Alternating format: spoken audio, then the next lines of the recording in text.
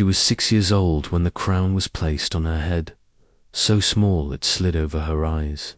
She didn't understand the vows, the politics, or the whispers behind velvet curtains. All she understood was that everyone was staring, and she wasn't allowed to cry. The organ thundered through the cathedral. A king more than 2 decades older stood waiting at the altar, and somewhere behind her, a wooden doll fell from her hand. This isn't a fairy tale. This is what happens when civilization decides that power matters more than childhood, when kings make treaties with cribs, when a little girl's silence is mistaken for consent. And today, we're going to tell the story they tried to erase the truth about the child queen who was never meant to live, only to serve. The dress weighed more than she did. That's not a metaphor. It's the brutal truth of a 6-year-old girl being strapped into gold-threaded silk and crushed beneath jewels handed down from dead queens, all while a cathedral full of strangers waited to see her say, "I will," to a man nearly 5 times her age. But before we stand with her at the altar, we need to rewind not just a few years, but through layers of deceit, dysfunction, and madness that turned a child into a political offering. Our story begins not with a wedding, but with a breakdown. Not hers, her father's. Imagine a palace echoing with screams. Not from celebration or birth, but from a king curled up in corners, convinced he's made of glass and being hunted by invisible assassins. That's the world baby Annalise was born in Tunot, a name you'll find in textbooks, but the one we'll use for the little girl history forgot. Born to Queen Magdalena of Bavaria and King Charles of Velmont monarchs, in name but fractured. In reality, Annalise never had a childhood in the way we understand it. There were no lullabies, no sun-drenched afternoons with sticky hands and giggles. From the moment she opened her eyes, she was observed, evaluated, and logged in treasury ledgers. Her crib might as well have been a ledger column. By the time she was 4, she could recite political treaties better than fairy tales. At 5, she had her windows barred to keep dangers out, but because she tried to throw herself out, and by 6 she was sold.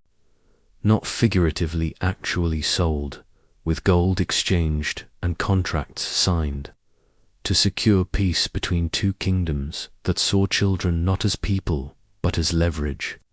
While other children feared the dark, Annalise feared silence, because silence often came before her father's madness broke through again.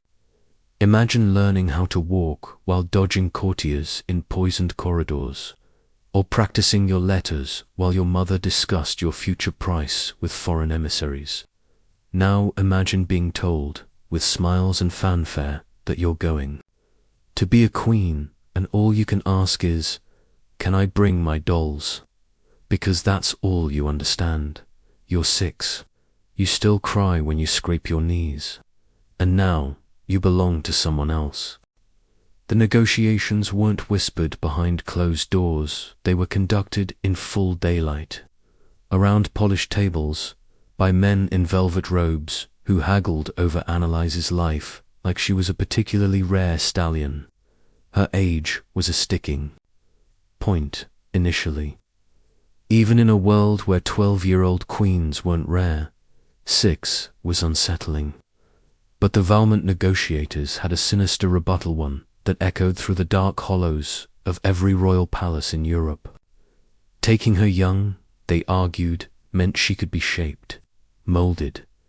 She would know only the language, customs, and desires of her husband. In their words, she would be more perfectly his.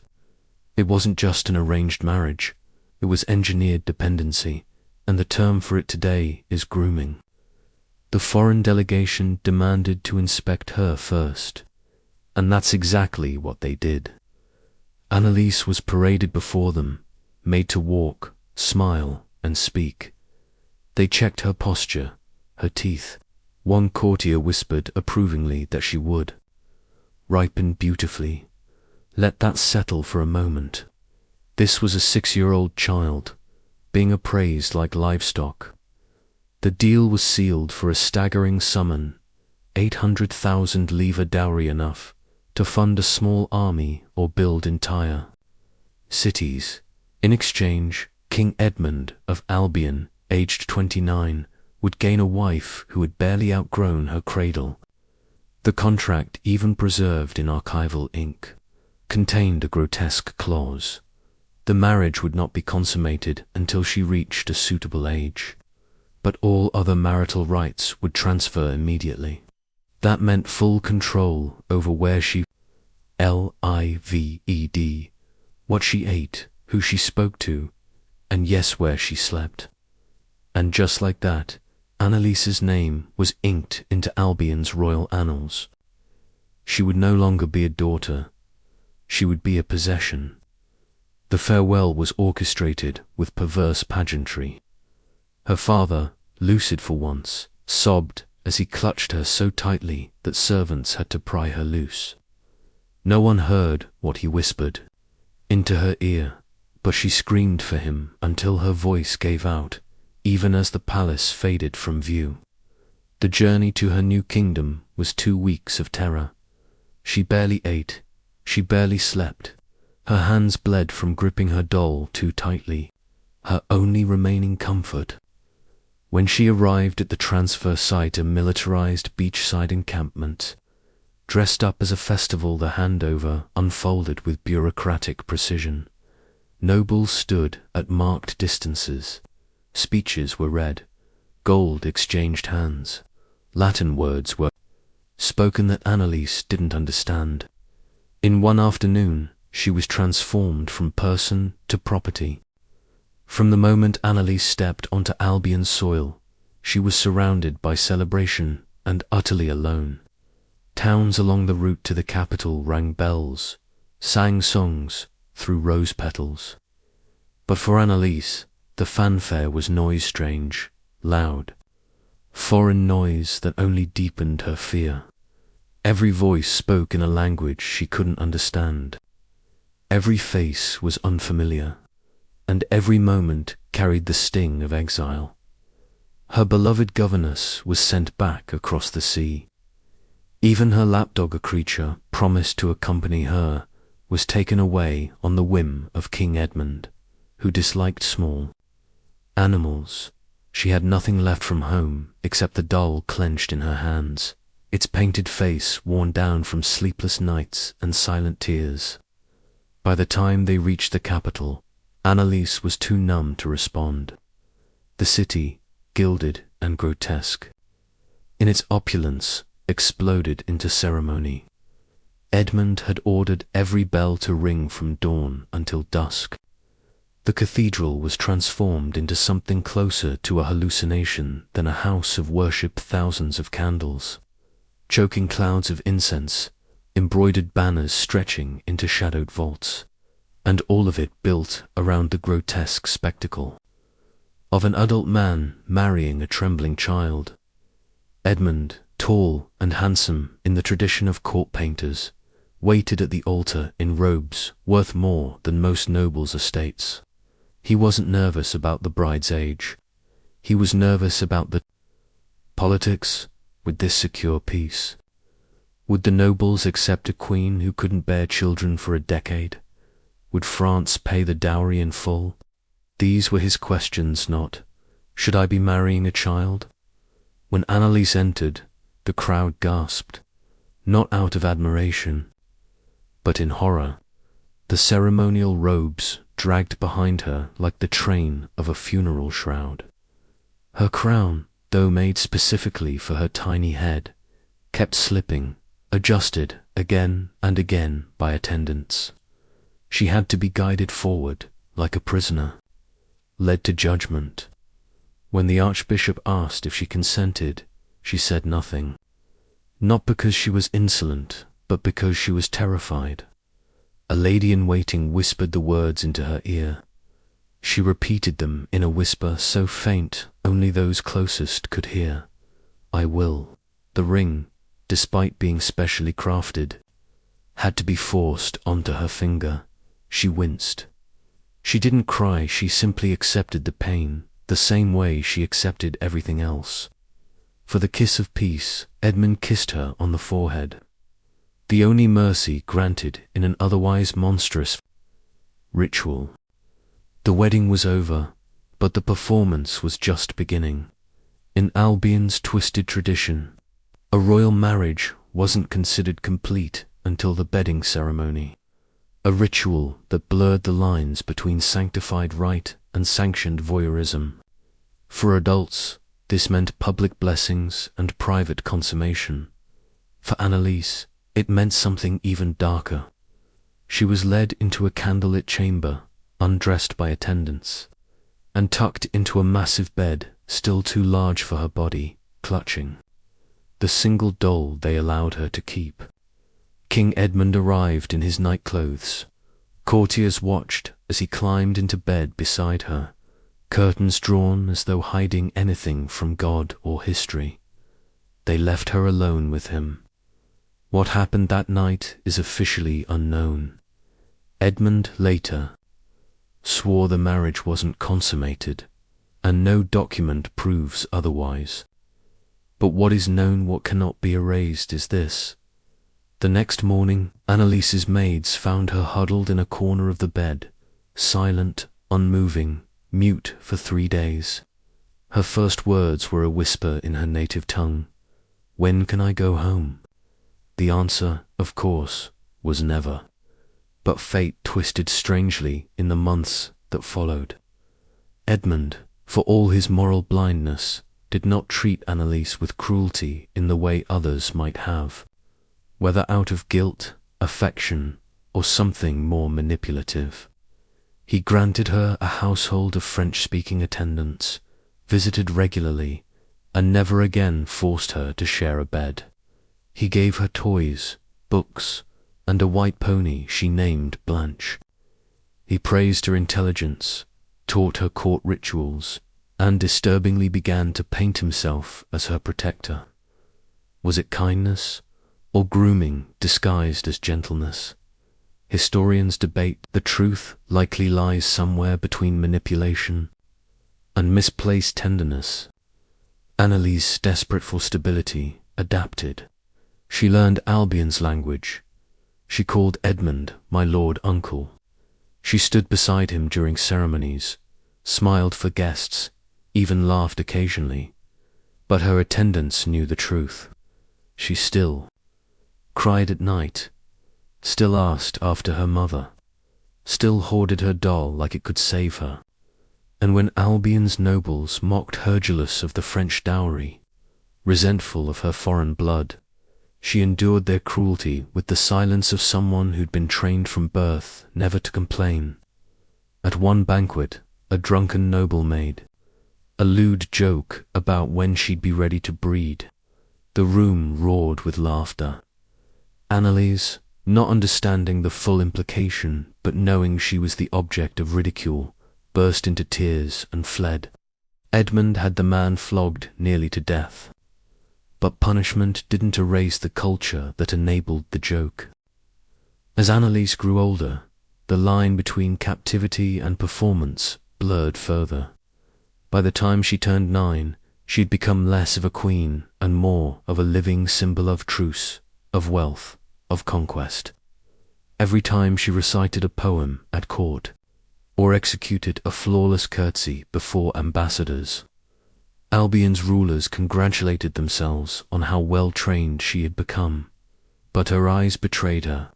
They darted nervously at crowds, lingered too long on exits, and watered whenever she heard the old language of her childhood spoken by accident in a foreign accent. She wrote letters, so many letters. Most were censored, some intercepted, but in the few that survive, her voice trembles through the page. "I am well treated," she wrote once, "but my heart remains in Valmont." Another, "If you still remember me, I fear you have forgotten your Annalise." At just 10 years old, she feared being forgotten. But history wasn't done with her yet. King Edmund's hold on the throne had grown brittle.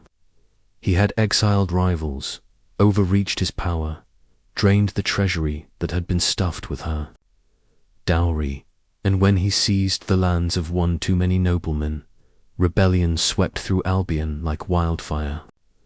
In a matter of weeks, Edmund was deposed by a rival claimant, Henry of Lancaster, who now crowned himself King Henry IV. Edmund was imprisoned. His fate, murky to this day, ended in silence. Some say starvation, others whisper murder, but for Annalise it was immediate and total transformation. One morning she awoke as Queen of Albion. That night she was a widow, 10 years old, alone again. The man who had been captor and comforter, friend and paradox, was dragged away in chains. She screamed his name as they led him away, and now she belonged to another king. King Henry faced a dilemma. Annalise, technically, was still queen. Sending her home would mean returning a dowry already spent. Keeping her meant housing a symbol of the old regime. So he chose a third path, a prison gilded in pretense. She was relocated to a remote palace and labeled an honored guest. But she was forbidden to leave, forbidden to write freely, and surrounded by guards who smiled without warmth. For the next 3 years, from age 10 to 13, Annalise was a political prisoner, not behind bars, but behind etiquette, protocol, and isolation. The years of captivity did not break Annalise. They sharpened her, while the court expected a demure, docile relic of a deposed dynasty. What emerged instead was a girl who had learned to listen through walls, speak through silence, and play the long game of survival. By 12, she had mastered not only the customs of Albion, but also the intricacies of its politics. She learned who among her attendants could be trusted, which guards had sympathy in their eyes, and how to send messages hidden in embroidery or medicine orders. When Henry IV proposed that she marry his son, the future Henry V, her refusal shook the court like a thunderclap. "I am Edmund's widow," she said coldly, "and I will marry no English prince." That moment, that sentence, was not just defiance, it was resurrection. The quiet child queen had found her voice, and it rang with steel. With Henry's proposal rejected, she became a problem he couldn't solve. He tightened restrictions. She was denied fresh letters, forbidden French visitors, her name erased from ceremonies. But Annalise fought back quietly, persistently. She feigned illness to see French physicians, who carried hidden notes back across the channel. She used her ceremonial status as Dowager Queen to request privileges, then parlayed them into a communications network. She wasn't waiting for rescue, she was organizing her return. And in Valmont, her letters were stirring hearts. Her aunt, her old nursemaid, sympathetic nobles all, began pressing for her release. But the final push came from the unlikeliest source. Her father, King Charles of Valmont, whose mind had been lost for years, suddenly awoke. In a fleeting, blinding moment of lucidity, he remembered her. He remembered the daughter who'd been sold for peace, and he erupted in fury. "Bring her home," he screamed. The court obeyed. Annalise was 13 when she returned to Valmont. She should have been elated, but the reunion she dreamed of never came. Her father, by the time she arrived, had slipped back into madness. Her mother barely recognized her, saw only a political asset used, worn, and diminished in value.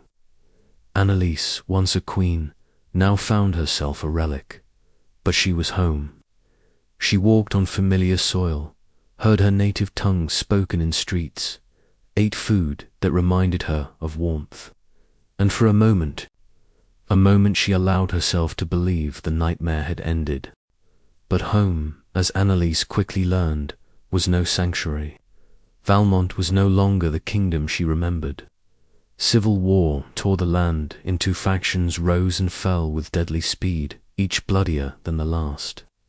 Her father, now a puppet king, spent most days talking to windows.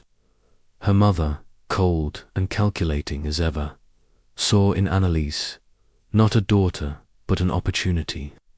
A girl returned from Albion, royal blood still flowing, marriageable once again, used yes but still valuable. So the old machinery turned once more. At 15, Annalise was married again, this time to Charles of Orleans, a poet prince near her age. To everyone's surprise, and perhaps even her own, this union was different. Charles was kind, gentle. He didn't treat her like property.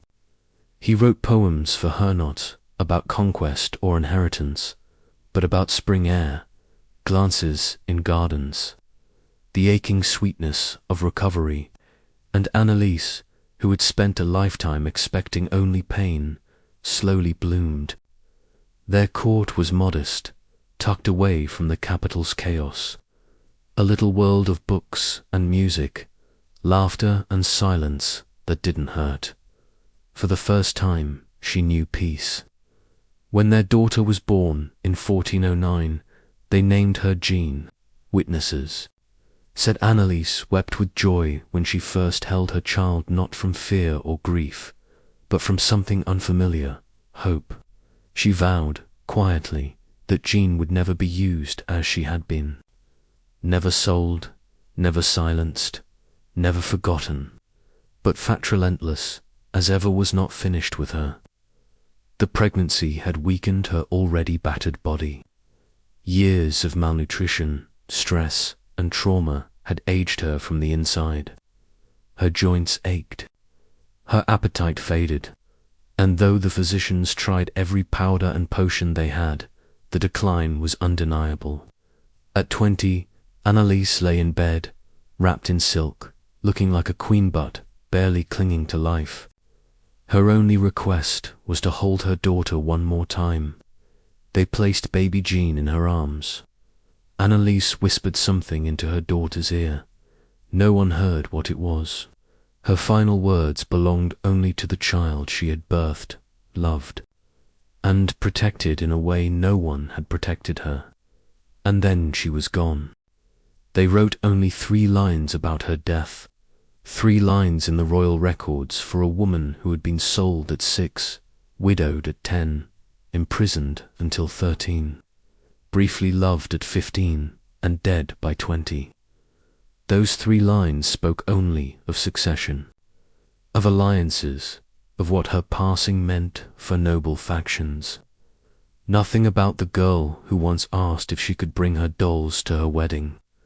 Nothing about the child who clutched a wooden toy so tightly her fingers bled. Nothing about the queen who whispered her final words to a newborn with a love fierce enough to defy generations of cruelty. The scribes closed the ledger. History moved on. But the truth didn't disappear, it just got buried beneath layers of myth and marble. It lingered in personal letters, in treasury receipts, marked iron bars, princess's window, in testimony from ladies-in-waiting, and in margins of forgotten chronicles, where one servant dared to write, she wept, often, especially at night. We are told to romanticize the medieval its pageantry, its knights, its courtly love, but that is fantasy. The truth was iron and ink and silence. It was a 6-year-old child, groomed in plain sight, paraded before foreign men, dissected, for her posture and teeth, and given away to secure peace between 2 crowns already dripping with blood. Her name was Annalise in this telling, but there were others, dozens, hundreds. Girls whose names weren't recorded because they weren't considered important. Some were married off at 12, some at 10. One was betrothed at birth. The practice wasn't rare, it was policy. It wasn't an accident. It was tradition. When we dress these marriages in lace and call them history, we lie. When we say times were different, we excuse the inexcusable. When we sigh over princess tales and overlook the contracts that commodified children, we erase the victims. But we don't have to. We can tell their stories, not as curiosities, not as queens, but as girls. Girls who wanted to play, not be paraded, who cried, not out of disobedience, but because the world refused to protect them. We can remember Annalise not as a duchess, not as a pawn, but as a child who was never given a chance to grow. Her legacy is not her crown. It is the lesson she leaves us with, that civilization built on silence is not civilized, that cruelty hidden behind ceremony is still cruelty, and that the real horror of history isn't what we remember, it's what we choose to forget. Annalise's story is not an isolated tragedy tucked away in a forgotten corner of medieval history, a mirror reflecting what power is capable of when it operates unchecked, when ceremony masks cruelty, and when the most vulnerable are sacrificed in the name of diplomacy. She was not chosen for greatness. She was chosen because she was small enough to be controlled and quiet enough to be ignored. But in her silence, in her heartbreak, in the flickers of resistance, she managed to carve into the walls of history. She became something else, a symbol not of royalty, but of resilience. And that's the lesson we must take with us, not to marvel at crowns and palaces, but to question what was buried beneath them. Every time we glamorize the past without examining its bloodied foundations, we risk repeating its patterns. Annalise asked if she could bring her dolls. She should have been asked what she dreamed of, what games she liked to play, what stories made her laugh. She should have been allowed to grow, to change, to fall in love on her own terms, to live. Past 20, she wasn't, and that was no accident. It was a consequence of a world that treated children as currency. But remembering her not as a queen, but as a little girl who deserved better, is one small way we push back. So the next time someone tells you history is just the story of kings and battles, tell them about Annalise, the child whose wedding dress weighed more than she did, the bride who couldn't reach the altar without help, the girl who was never saved, but who still matters.